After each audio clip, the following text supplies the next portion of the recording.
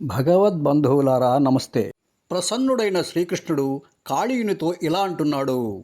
గోవర్గముతో మనుజులు త్రావుదురీ మడుగు నీరు తగదిందుండన్,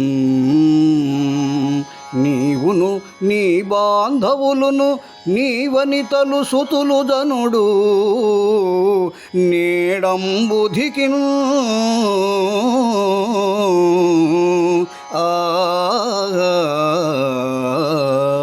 ఓ కాళీయుడా, ఈ మడుగులోని నీటిని ఆవుల మందలు మనుష్యులు త్రాగుతూ ఉంటారు.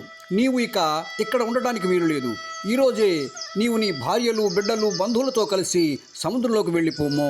నిన్ను నే శాసించిన కథ మనమున చింతించి రేపు మాపును కీర్తించిన మనుజులు నీ భయమును వినుమెన్నడు బొందరెందు విష విజయముతో.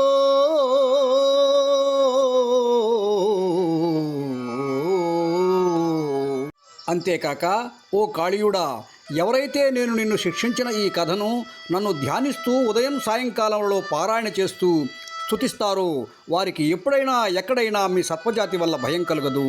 మీ విషం వారికి ఏ విధమైన హాని కలిగించదు. ఇది మొదలెవ్వరైన నరులీయమునాతటి ఈ హృదంబులో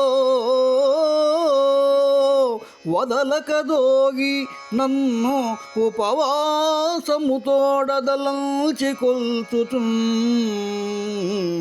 కదలగా దేవతాదులకుగా జలతర్పణమాచరించినన్ సదమల చిత్తులై దురిత సంఘము వాయుదు రాక్షణంబునం.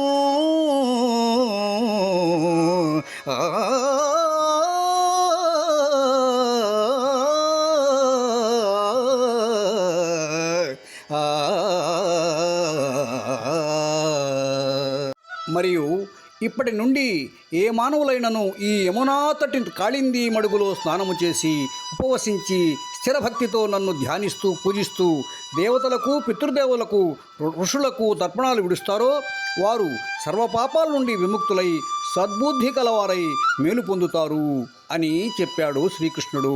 కాళీయుడా విను, నా పాదముద్రలు నీ పడగల మీద ఉన్నందువల్ల గరుత్మంతుడిక నీ జోలికి రాడు, నిర్భయంగా ఉండు అని చెప్పిన కృష్ణునికి నమస్కరించి కాళీయుడు సపరివారంగా సముద్రంలోని ద్వీపానికి వెళ్ళిపోయాడు.